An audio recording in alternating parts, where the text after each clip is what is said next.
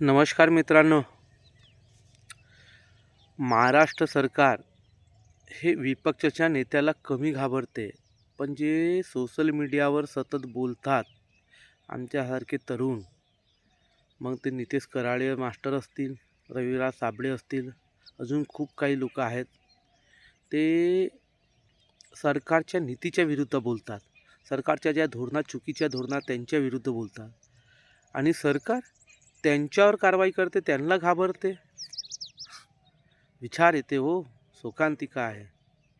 हां, कराळे मास्टरांच्या अकॅडमी बंद पाडण्यासाठी नोटीस जाहीर केली जातात.